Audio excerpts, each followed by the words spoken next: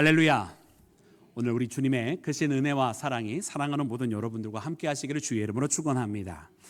사랑하는 여러분, 창세기 46장 마지막에서 47장에 이르는 이 말씀 보면 이제 야곱의 모든 일가가 여러분 애굽으로 갔고 거기에서 이제 잠시 거주하게 됩니다.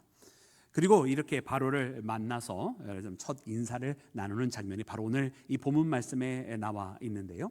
여러분, 오늘 이 말씀은 어떻게 보면 여러분 야곱의 또 야곱 모든 일가의 피난길입니다. 기근을 피하여서 저 애굽에 여러분 잠시 거류하게 되는 여러분 그런 이야기죠. 그런데 액면적으로 보이는 이 피난길, 사실은 하나님께서 그들에게 이끌어 주시는 새로운 길이었고, 하나님께서 이끌어 주시는 이 길은 그저 기근만을 피하라고 주신 길이 아니라 저들로 하여금 큰 민족을 이루는 그 시발점을 만들어 주시는 여러분 그와 같은 길이었음을 우리는 이후에 발견하게 됩니다. 그래서 우리는 이와 같은 하나님의 역사하심과 인도하심을 보면서 겉으로 보이는 것이 과연 전부가 아니구나, 그리고 우리 사람들이 겉에 보이는 것 때문에 실망할 이유가 없구나라고 하는 것을 깨닫게 됩니다. 우리의 근시안적인 생각들을 내려놓고 하나님께서 우리보다 먼저 앞서서 바라보시며 우리보다 저 미래를 향해 나아가게 하시는 그와 같은 인도하심을 바라볼 때 우리는 그와 같이 선하게 인도하시는 하나님을 믿고 의지하는 것이야말로 진정한 지혜임을 깨닫게 되는데요. 그래서 오늘 이 피난길로 하여금 사실은 실상은 진정한 큰 새로운 하나님의 큰 민족을 이루게 하시는 여러분 인도하시는 은혜의 기름을 바라보면서 오늘 우리를 향해 주시는 이와 같은 길도 지금 사랑하는 여러분, 혹 여러분들이 걷고 계시는 길이 세상에 쫓기는 길처럼 느껴지시거나 혹은 피난길처럼 마음이 조급하게 느껴지시거들랑 그와 같은 길이 아니라 하나님께서 내게 새로운 길을 열어주시는구나, 하나님께서 내게 은혜의 길을 열어주신다고 하는 것을 여러분 믿고 고백하는 그와 같은 은혜의 시간 되기를 주님의 이름으로 축원합니다. 그러면 사랑하는 여러분, 오늘 본문 말씀에 이와 같은 피난길이 아닌 은혜의 길은 여러분 어떻게 하나님께서 여러분 이끌어 주시는 길이었습니까? 오늘 말씀을 통해서 보니 여러분 하나님께서 그들 모두를 저 애굽 땅으로 인도하시되 특별히 고센 땅으로 인도하신 것을 보게 됩니다. 여러분 어느 땅으로 보내주셨다고요? 고센 땅으로 보내주셨어요. 오늘 본문 말씀 28절에 보니까 야곱이 먼저 유다를 보내서 그 고센 땅으로 여러분 그 발걸음을 옮기게 하고, 또 나중에 34절 말씀에 보니까 요셉 또한 그 고센 땅에 있을 수 있도록 바로에게 간언하는 방법까지 아주 구체적으로 여러분 그 말씀 가운데 고백하고 있는 모습들을 보게 됩니다. 우리는 도대체 이 고센 땅이 어떤 땅이길래 그곳으로 가기를 원했을까? 여러분 우리는 말씀을 통해서 묵상하지 아니할 수가 없어요. 여러분 잘 아시는 것처럼 이집트라고 하는 곳에 여러분 큰 강이 하나 있습니다. 그 강은 바로 잘 아시는 나일강이죠. 이 나일강은 남쪽에서부터 북쪽으로 이렇게 흐르고 그 마지막 합류하는 곳이 바로 지중해라고 하는 곳입니다. 근데 이 마지막 합류할 때 나일강이 그저 그냥 이렇게 일직선으로 쭉 가는 것이 아니라 아마 거기에 있는 그 경사도가 완만해지기를 시작을 하면서 강줄기가 이렇게 쭉 퍼지게 되는데 그 퍼지는 모양이 마치 이렇게 부채꼴처럼 이런 퍼지게 되는 삼각주를 이루게 됩니다. 바로 그 삼각주에 해당하는 곳이 어디냐? 바로 오늘 본문 말씀에 나오는 그 고센 땅이에요. 그러니까 이곳은 여러분 물이 부족한 곳이 아니라 늘 항상 물이 많은 곳이죠. 그 물이 많은 곳이다 보니까 여러분 풀이 많았겠습니까? 적었겠습니까? 풀도 항상 많은 곳이었어요. 농사하기에도 적합한 곳이었고 또한 여러분 목축하기에도 너무나 좋은 비옥한 땅이었습니다. 여러분 그렇기 때문에 저 고센 땅은 여러분 이 야곱의 일가가 있기에는 너무나 좋은 곳이었고 너무나 그들에게는 호혜로운 환경이었던 것입니다. 그런데 여러분 이 어떻게 보면 이 고센 땅이 그냥 비옥한 곳이니까 그곳으로 갔다, 하나님께서 그곳을 허락해 주셨다 이렇게라고 이야기한다면 아마 우리는 이 고센 땅에 대한 이해의 절반도 우리가 다가가지 못하는 거예요. 여러분 이 고센 땅은 어떤 곳인가, 우리가 다시 한번 그 의미를 되새겨 보기를 시작하면 이 중에 이후에 나중에 출애굽하는 여러분 그와 같은 과정 속에 하나님께서 10가지 재앙을 이 애굽에 여러분 내리시는 것을 봅니다. 근데 그 10가지 재앙이 이 애굽 전역에 퍼지되 모두가 다 퍼진 것이 아니라 그 중에 특별히 이 고센 땅이 예외적으로 그 땅에는 미치지 않는 것들을 봐요. 예를 들면 여러분 그 파리의 재앙이라든가 그 우박의 재앙들, 그 파리들이 넘쳐나고 또 우박이 막 내리기를 시작하는 그 모든 재앙들이 이 애굽 전역에 있는데 어디만큼은 그곳 이르지 아니했냐면 바로 오늘 본문 말씀에 나오는 이 고센 땅만큼은 그런 재앙이 이르지 않았어요. 우리가 잘 아는 해가 가려져서 흑암이 이르게 되는 재앙이 있었습니다. 근데 이 흑암의 재앙 때도 여러분 어디에는 빛이 있었는가? 바로 오늘 본문 말씀에 나오는 이 고센 땅에는 흑암이 이르지 아니하고 빛이 있었다라고 기록이 되어 있어요. 할렐루야. 그럼 이 고센 땅은 어떤 땅을 의미하냐면 바로 하나님의 보호하심이 있는 땅이라는 거예요. 세상 모든 것이 다 기근이 있어도 하나님이 그 자리는 보호해 주셨다라는 거예요. 이유는 무엇입니까? 바로 그곳에 하나님의 백성이 있었기 때문에 하나님께서 보호하시더라는 겁니다. 여러분, 특별히 오늘 본문 말씀에서 나오는 이 고센 땅, 그래 하나님께서 그 고센 땅을 보내시는데 그곳에 그냥 비옥하니까 보내셨다 이렇게만 이해할 것이 아니라, 그러므로 그 고센 땅은 하나님께서 이 이스라엘을 보내시는데 그것은 비옥해서 보내주시는 것이지만 비옥해서라기보다는 사실은 하나님께서 그동안에 있었던 그 기근으로부터 하나님께서 보호해 주시는 땅이다라는 것입니다. 여러분, 그래서 이 고센의 그 보호하심과 돌보심, 하나님의 그 지키심이 있는 그 은혜의 땅임을 발견하는 나와 여러분이 되기를 주의 이름으로 축원합니다. 여러분, 그런데 또한 말씀을 보면서 오늘 이 말씀에 보니까 이것은 하나님의 보호하심이 있는 땅, 그래서 비옥한 땅이라고 하는 이 고센 땅의 의미도 사실은 충분하지가 않더라고요. 왜냐하면 오늘 말씀에 보면은요, 이제 나중에 바로를 만나게 되는데, 여러분 바로를 만나게 될 때 여러분 바로는 그때 당시에 중심지에 있지 않았겠습니까? 모든 왕궁이 다 중심지에 있었던 것처럼 말이죠. 그러면 그 중심지에 거주를 하면은 될 터인데 그렇게 하지 않고 오늘 말씀에 나와 보니까 이들 먼저가, 야곱의 모든 일가가 여러분 중심지로 먼저 가는 것이 아니라 아예 고센을 먼저 택한 것을 보아요. 그리고 요셉도 그들이 그렇게 고센 땅에 머물 수 있는 방법을 바로에게 어떻게 알면 된다라고 하는 그 구체적인 방법을 알려주기까지 하지 않습니까?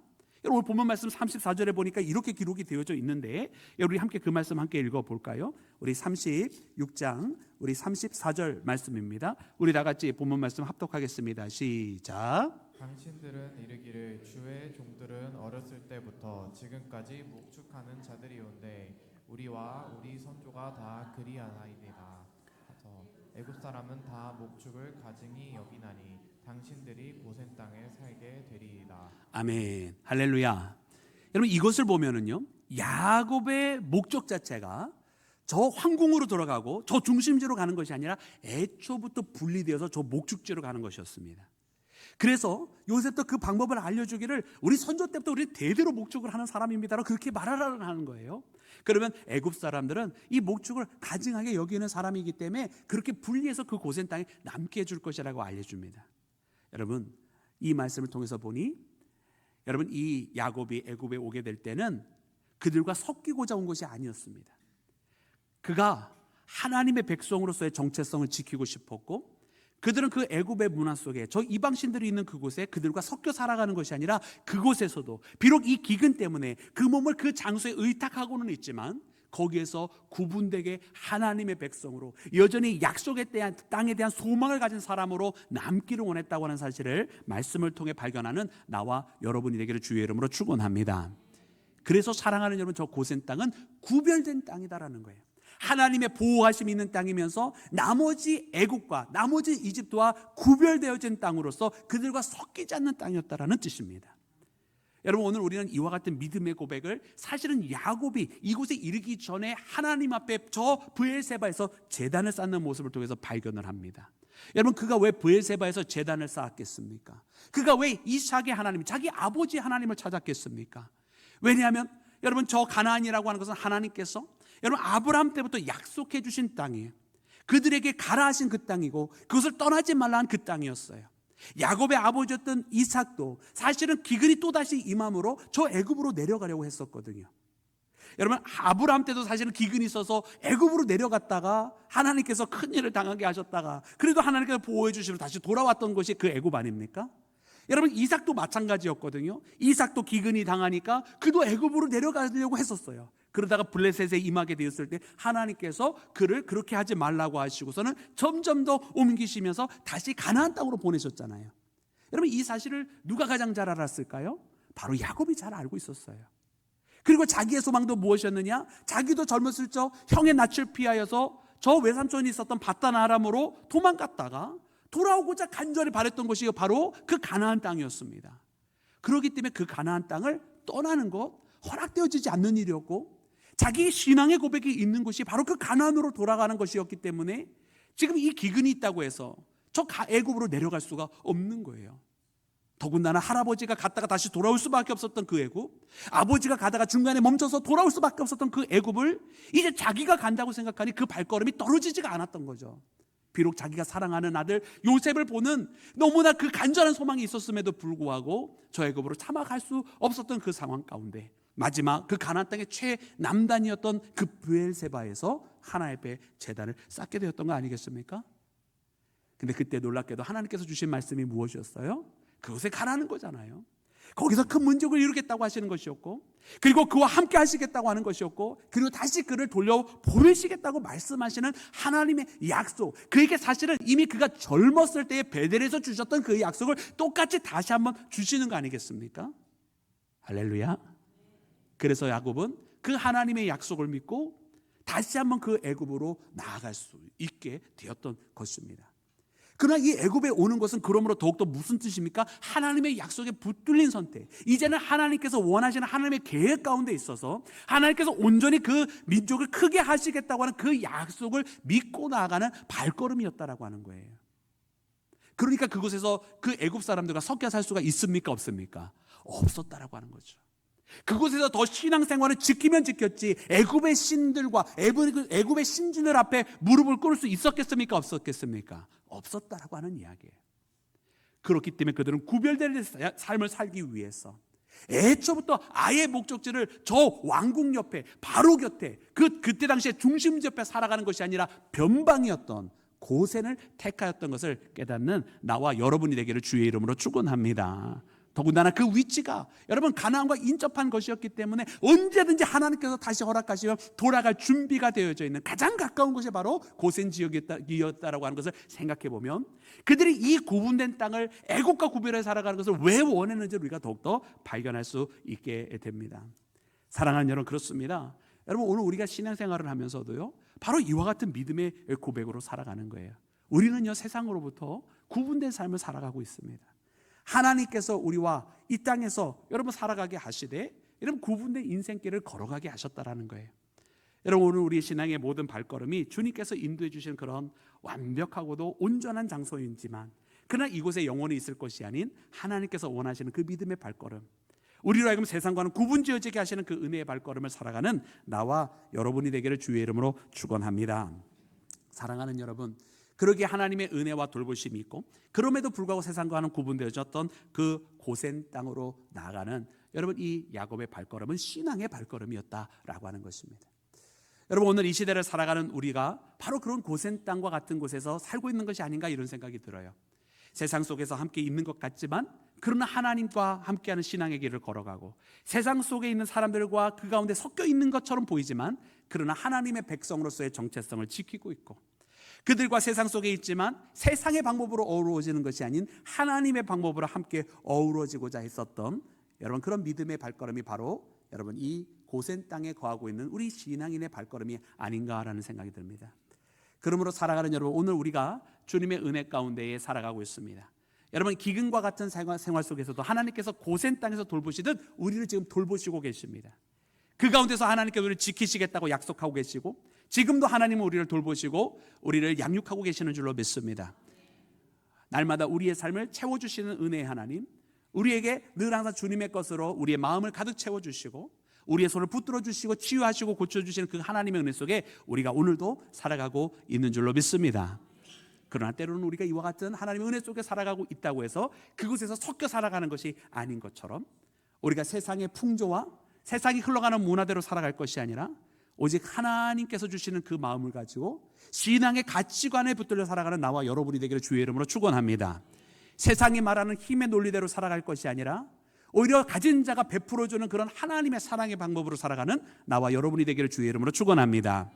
세상은 그 물질이 풍요할 때 향락을 위해서 살아가지만 우리는 우리에게 가진 것을 가지고 맡겨진 달란트라 여기면서 하나님의 뜻을 이루어가며 살아가는 믿음의 자녀가 되기를 주님의 이름으로 축원합니다. 사랑하는 여러분, 그래 오늘 이와 같은 본문의 말씀을 통해서 바라보건대 굉장히 이상한 일이 또 한 가지가 벌어집니다. 이제 그렇게 해서 먼저 고센에 자기의 모든 가축들을 먼저 가져다 놓고 그리고서는 이제 이후에 바로를 만나게 되는데 여러분 이 바로와의 만남 속에서 여러분 누가 누구를 축복해 주는지 혹시 말씀을 통해서 확인을 해 보셨나요? 여러분 누가 누구를 축복해 줍니까? 예, 할렐루야. 예, 그렇습니다. 여러분 좀 더 자신 있게 이야기를 하셔도 좋을 것 같아요. 예. 바로가 야곱을 축복하는 것이 아니라 야곱이 바로를 축복해 주더라는 거예요. 우리 본문 말씀 함께 다시 한번 읽어볼까요? 우리 7절 말씀과 10절 말씀입니다. 47장 7절과 10절. 먼저 7절 시작. 요셉이 자기 아버지 야곱을 인도하여 바로 앞에 서게 하니 야곱이 바로에게 축복하매. 아멘. 누가 누구에게 축복하매? 야곱이 바로에게 축복하매. 그렇습니다. 또 우리 10절입니다. 시작. 야곱이 바로에게 축복하고 그 앞에서 나오니라. 아멘. 누가 누구에게 축복하고? 야곱이 바로에게 축복하고. 아멘. 그 앞에서 나오니라. 여러분 그러니까 이 바로와 야곱 일가의 이 만남은요, 그 시작이 야곱이 바로에게 축복하면서 시작을 하고요, 그 마지막이 야곱이 바로에게 축복하면서 여러분 그 만남이 끝나게 됩니다. 이 만남의 알파와 오메가는 야곱의 축복이에요. 여러분 참 놀랍지 않습니까? 지금 야곱의 처지는 뭡니까? 세상적으로 봤을 때는 기근을 피하여서 애굽에 의탁하러 왔어요. 그러니까 애굽에 그 몸을 의지하러 왔고요, 그것을 허락해 줘야 되는 왕인 바로 앞에 서 있습니다. 그런데 누가 누구를 축복해 주고 있어요? 야곱이 바로를 축복해 주고 있다라는 말이에요. 아마 우리가 이 신앙의 눈이 없다고 한다면 우리 말씀을 보면서 아마 거꾸로 이야기했을 거예요. 아니 무슨 야곱이 바로에게 축복을 해줘. 지금 바로의 덕을 보려고 온 사람인데, 만약에 우리가 이 야곱 앞에 있다고 한다면 우리를 위해서 복을 빌어주고 있는데, 아유 당신이나 잘하세요 이랬을 것 같은, 여러분 그런 상황 아닙니까? 네, 여러분들이 이미 답을 알고 계시기 때문에 네. 맞아요. 우리가 세상적으로 보면 그런 상황이거든요. 세상적으로 보면 지금 뭔가를 얻으러 온 사람이 있으니까 오히려 베풀어 주는 사람이 내가 너를 당신을 축복합니다 하면서 그것을 주는 것일 터인데, 거꾸로 이제 나한테 뭔가 빌어먹으러 온 사람이 나를 축복한다고 하니 말이 안 되는 상황이죠. 그런데 여러분 이럴 수밖에 없는 놀라운 이유가 있지 않겠습니까? 그 이유가 무엇이겠습니까? 바로 그가 함께하고 있는 하나님 때문인 줄로 믿습니다. 여러분 야곱이 이렇게 담대하게 복을 빌 수 있는 것, 그를 이 바로를 도리어 축복할 수 있는 것은 여러분 그가 신앙으로 지금 그 자리에 서 있기 때문에 그래요. 여러분 비록 바로라고 하는 사람이 그때 당시에 애굽이라고 하면 제강국가고요, 그때 당시에 그는 모든 것을 가지고 있는 사람입니다. 그 주변이 모든 일대는 기근 때문에 허덕이고 있을 때에 지금 이 바로는 풍요 가운데 있는 사람입니다. 그리고 심지어 여러분 우리가 어떤 신앙의 눈으로 바라봤을 때 이 바로는 어떤 사람이냐면, 저 이방신, 저 애굽의 신화에 따르면 여러분 호루스의 이 현세의 현현입니다. 호루스라고 하는 것은 이제 이집트 신화에서는 이제 태양신인데, 그의 현세의 현현이 바로 이 바로라고 하는 왕이에요. 그래서 이 바로는 죽어서는 오시리스, 죽음과 사후를 관리하는 신인데, 이 이집트 신화에 따르면 그 오시리스와 합의를 이루는 신이라고 여겨졌던 사람이 바로 바로입니다. 물론 그런 신은 존재하지 않습니다, 여러분. 그런데 어떻게 이와 같은 신적인 존재, 이것이 비단 아니다 할지라도 세상에서 이미 모든 권력을 가지고 있는 사람이 바로 아닙니까?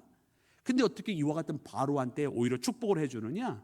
왜냐하면 이 모든 것이 다 하나님께서 지금 이끌어 가시고 계심을 그는 분명히 알고 있었고, 그리고 이 야곱은 자기가 지금 이렇게 걸어가고 있는 이 기근과 고난의 여정을 결단코 비참한 과정이라고 생각한 것이 아닙니다.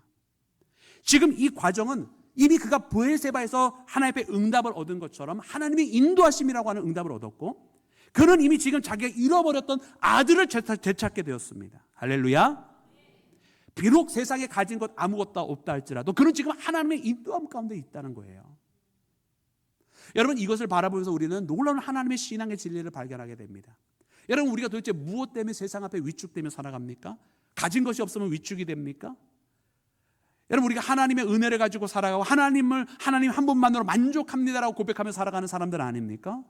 그렇다고 한다면 여러분 오늘 이 야곱이 바로 앞에 보인 것처럼 그 당당함으로 살아가시기를 주님의 이름으로 축원합니다. 여러분 오히려 여러분 본문 말씀에 나오는 이 바로야말로 사실은요, 하나님이야말로 진정으로 살아계신 유일하신 하나님이심을 그가 알게 되었어요. 우리가 창세기 41장 말씀에 보면 그때 그 요셉에게 바로가 한 말이 있어요. 바로 그 하나님을, 너의 하나님을 통해서 하라고.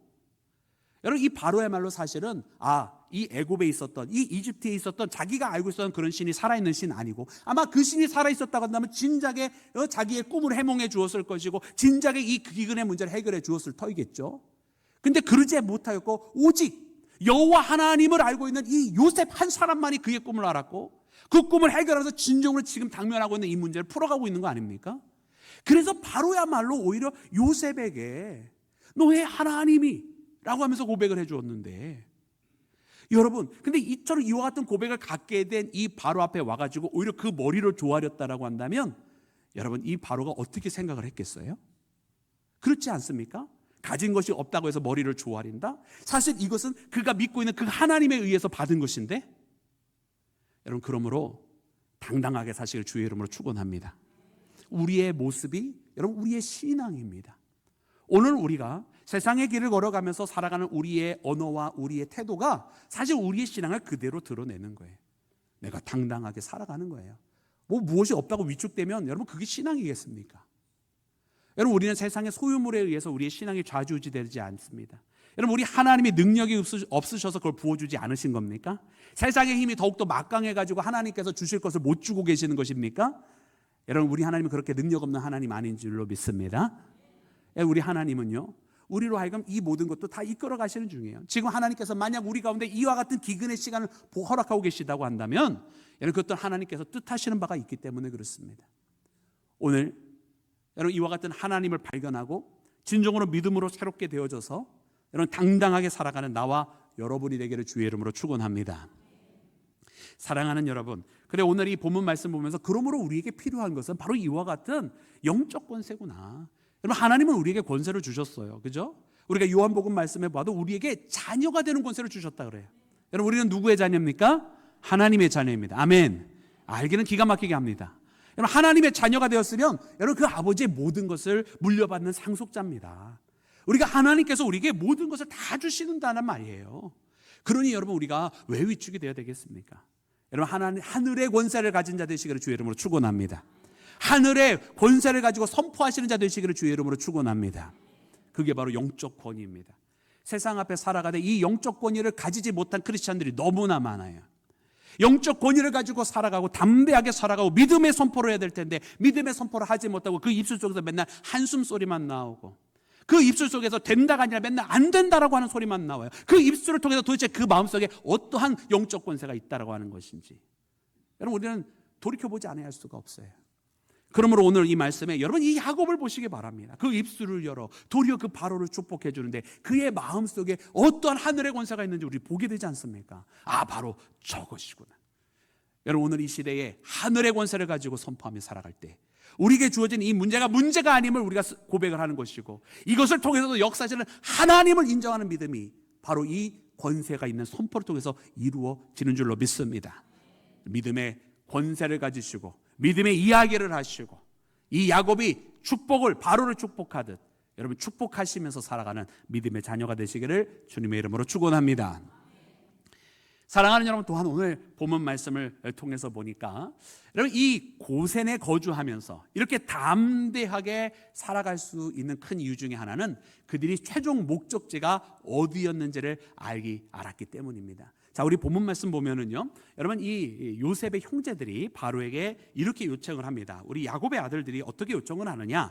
여러분 4절의 말씀인데요, 우리 4절 말씀 함께 보겠습니다. 시작. 그들이 또 바로에게 고하되 가나안 땅에 기근이 심하여 종들의 양떼를 칠 곳이 없기로 종들이 이곳에 거류하고자 왔사오니 원하건대 종들로 고센 땅에 살게 하소서. 아멘. 여러분 이 말씀 다시 한번 눈으로 보시기 바랍니다. 양을 칠 곳이 없기로 이곳에 어떻게 하고자 왔다고요? 거류하고자 왔사오니. 그래서 고센 땅에 있게 살게 하소서. 이 고센 땅에는 왜 있는 겁니까? 그러면 뭐 하기 위해서? 거류하기 위해서. 거류하기 위해서. 거류하기 위해서 왔습니다. 자, 여러분 거류한다는 게 무슨 뜻인가요? 거기에 머물되 영원토록 머문다는 뜻이 아니에요. 그래서 이 말씀과 여러분 바로의 대답이 약간 다릅니다. 6절 말씀 보겠습니다. 우리 6절 말씀 다 같이 합독해 볼까요? 시작. 애굽 땅이 내 앞에 있으니 땅의 좋은 곳에 내 아버지와 내 형들이 거주하게 하되 그들이 고센 땅에 거주하고. 아멘. 여러분 바로는 어떻게 대답을 해줘요? 그들에게 거주하라. 바로의 바람은 그거였어요. 이제 요셉의 모든 일가가 왔구나. 내가 그를 통해서 이 위기를 모면하고 이 나라에 정말로 왕다운 일을 할 수 있게 되었는데 이거를 도와준 요셉의 모든 가족이 왔다고 제발 그러면 이 땅에 좋은 땅을 택해라. 이 애굽 모든 곳에 다 네가 선택할 수 있는 땅이다. 그러면서 거주하라. 그 고센 땅 어디든지 좋다 이거예요. 뭐하라? 주하라. 그래서 이 거주와 거류가 차이가 있습니다. 우리가 어감적으로 알아요. 어감적으로, 그죠? 우리가 명백하게 이게 딱 말씀을 읽으면서 우리가 사실은 그냥 읽으면 막 스쳐 지나가게 되는 말씀이지만 사실은요, 요셉의 형제들이 요청한 것과 바로가 대답해 준 것은 다른 뜻이었던 거예요. 요셉의 형제들은 어딘가 모르게 이것이 영원한 거처가 아님을 알았던 것이고요, 바로는 영원토록 있어도 된다라고 말을 해 주었던 거예요. 근데 이것이 한자로 보면 약간의 그 차이가 있습니다만은 여러분 원어로 보면요 완전히 더 차이가 나버려요. 그 원어로 보니까 어떤 뜻이 있는가? 여러분 말씀 보면 이렇게 기록이 되어져 있는데, 먼저 형제들이 여러분 그 바로에게 우리가 거류하기를 원합니다라고 표현을 했었던 것은 바로 고르라고 하는 단어입니다. 우리 말씀을 보여주시겠어요? 네, 바로 이와 같은 단어인데, 이 거류하다라고 하는 것은 그러니까 우리 한국말로 또 한자로는 그 명백한 차이가 안 나지만 이 원어로 보면 더 차이가 납니다. 여러분 보시는 것처럼 기멜이 되어져 있고 바우라고 되어져 있고 그 다음에 리셋이 있어요. 그러니까 이 말씀은 뭐냐면은 기멜은 우리가 상형 문자로 해석을 하면 우리가 낙타라고도 했고요, 또 발이라고도 했습니다. 그 다음에 바우는 뭐냐면 이게 못입니다. 못. 그래서 이거는 무슨 뜻이냐면 그 발이 못처럼 잠깐 있지만 마치 그 장막을 치고 있지만은 여러분 곧 어떻게 되냐? 떠나게 될 거라는 것을 의미해요. 그래서 다른 사람의 거처에 잠깐 내 발을 딛고 있다. 그렇지만 텐트처럼 장막처럼 이 못을 떼버리면 이제 다른 곳으로 가야 되는 거예요. 여러분, 그러니까 이 말씀은요, 거류한다라고 하는 이야기는 우리가 당신 집에 영원토록 있겠습니다 이런 뜻이 아니라 잠깐 텐트를 쳐놓고 있겠습니다 이런 뜻이에요. 이제 감흥이 없으신가 봐요. 요즘 텐트는 못이 없어서 그런가? 우리 옛날 텐트 있잖아요. 옛날 텐트. 사랑하는 여러분들이 군대를 다녔을 적에도 천방 많이 쳐보셨잖아요. 군대 안 다녀오셨습니까? 다녀오셨죠? 이거 아멘 안 하시네. 군대 다녀오신 분 왼발을 두드려 보시기 바랍니다. 네. 군대 다녀오신 분들은 아실 거고 옛날 텐트 쳐보신 분들 다 아실 거예요. 그럼 거기 텐트 이렇게 딱 치면서 이렇게 줄이 있고 못으로 딱 땅에다 박아놓잖아요. 그 못이에요, 그 못. 그래서 이 못은 언제든지 뽑고 옮겨질 것을 의미하는 거예요. 요셉의 형제들은 지금 바로에게 이야기하기를 우리가 이 양을 칠 데가 없어서 이곳에 왔습니다. 그러니 거류하게 하소서. 무슨 뜻입니까? 때가 되면 다른 곳으로 가겠습니다. 이런 얘기를 한 거예요. 그런데 바로는 어떻게 이야기해요? 바로는요 아샤브로 대답을 합니다. 그것이 바로 6절에 나오는 거주하다인데, 그 거주하다는 아샤브는 어떻게 쓰여져 있느냐면 우리 원어를 보여주시겠습니까? 네, 이렇게 되어 있는 거예요. 요드와 신과 베이트라고 하는 단어로 되어 있어요. 그래서 요드는 이제 손이고요, 그 다음에 이제 가운데 있는 단어가 굉장히 중요한데 가장 끝에 있는 이 베이트라고 하는 단어는 집입니다. 그래서 베델할 때 쓰는 그 첫 번째 글자가 바로 이 베이트인데 집에 거주하다는 거예요, 손으로. 근데 어떻게 있느냐? 가운데 있는 이 신자가 있잖아요. 이 신자가 어떤 글자냐면 두 가지 의미가 있어요. 하나는 이제 이빨을 의미하기도 하고요, 다른 하나는 불로 태워져 있는 그 불의 그 혀처럼 혀 모양입니다. 그래서 이 신은 뭐냐면은 거기에 있는 모든 방해물들을 다 불태워버리고 그리고 거기에다 뿌리를 내리는 집을 짓는 것을 의미해요. 그러니까 여러분 이렇게 거주하는 것은 잠깐 있는 걸까요? 아니면 영원토록 있는 걸까요? 영원토록 있는 거예요. 거기에 있는 모든 것을 다 없애버리고 너희들이 방해가 되는 모든 것들, 그동안 거기에 있었던 모든 것들을 다 제거해버리고 거기에 집을 져라 이런 뜻이에요. 그래서 영원토록 머물다라는 의미에서의 거주하는 겁니다. 그러니까 바로는 그렇게 하라고 했었던 거예요. 사랑하는 여러분, 그래서 이 말씀을 보면서 여러분 우리는 우리의 신앙의 길 속에 우리가 고센에 머물러 있는 거 아닙니까? 어떻게 보면 우리가 있는 이 고센은 기근이 있고 어려움이 있고 환란이 있는 것처럼 보이지만 그러나 그 가운데서도 하나님께서 우리를 비옥하게 만들어 주시고 그 가운데서도 하나님께서 우리에게 풀을 허락하여 주시는 푸른 초장이 있는 곳이고, 그렇게 기근이 있고 바람이 있다 할지라도 하나님께서 우리를 돌보시고 보호해 주시는 장소인 줄로 믿습니다. 할렐루야. 또한 우리가 이렇게 고센 땅에 이 땅에 살아가는 이 시간은 하나님께서 우리를 그럼에도 불구하고 세상과는 구분 놓으시고 세속적으로 속되게 살아가지 않게 하시고 거룩한 백성으로 살아가게 하신 곳인 줄로 믿습니다. 근데 사랑하는 여러분, 우리가 또한 분명히 알아야 되는 한 가지가 있어요. 그건 뭐냐면 이 세상이 아무리 좋다고 해도 여러분 이 세상에 영원히 머무를 곳이 아니라는 거예요. 우리는 반드시 여기서 진정한 우리의 본향으로 돌아가야 할 줄로 믿습니다.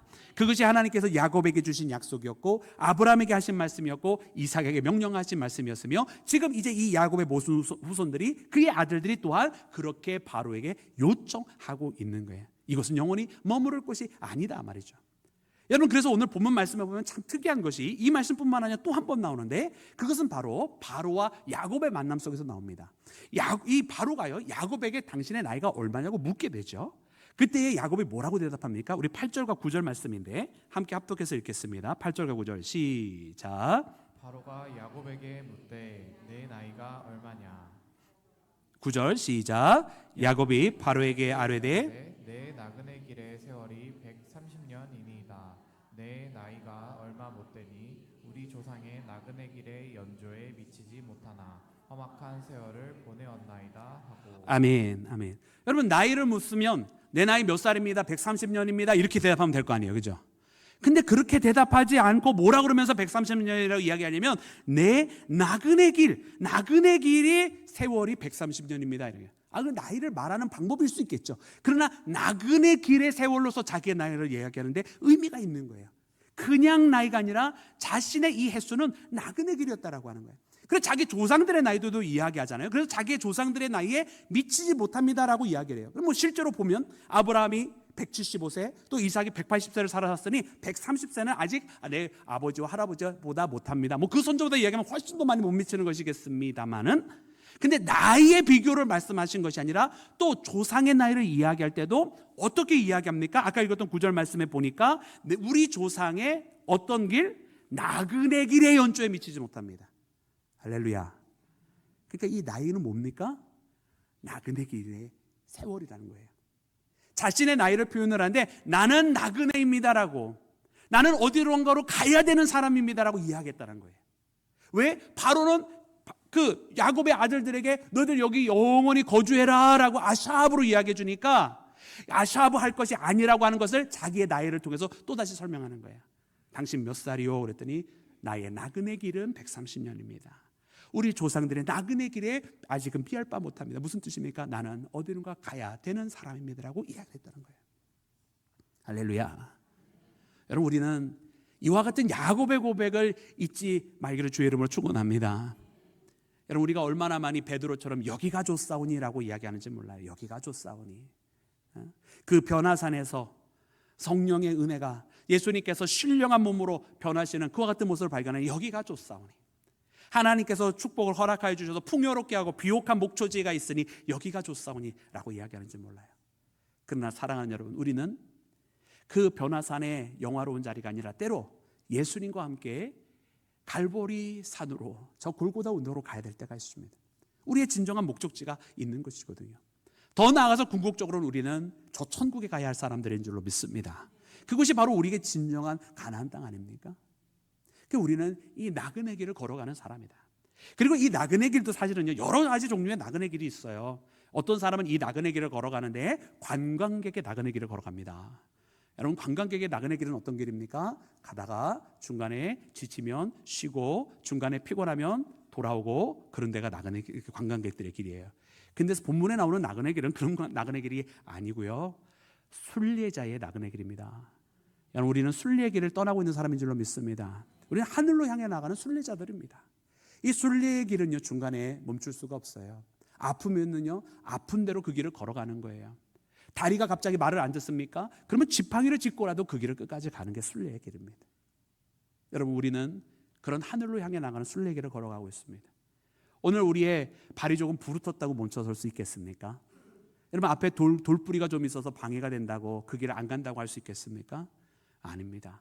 여러분, 우리는 순례자로서 하늘까지, 우리 하나님의 곁에까지 나가야 할 줄로 믿습니다. 하나님의 품으로, 우리 구주 예수 그리스도의 십자가의 품으로 나가는 우리 모두가 되기를 주의 이름으로 축원합니다. 그러므로 사랑하는 여러분, 하나님께서 만드신 이 새 길, 여러분, 하나님께서 이스라엘을 새로운 민족으로 부르시는 하나님의 방법이었다라고 하는 것입니다. 오늘 이 말씀을 통해서 여러분 믿음의 길을 선택을 하시고, 오늘 이 말씀을 통해서 하나님의 보호하심과 인도하심 속에서도 내가 세상 앞에 당당하게 살아가며 하나님의 말씀을 통해서 진정으로 여러분 그 순례의 길을 떠나는 나와 여러분이 되기를 주님의 이름으로 축원합니다.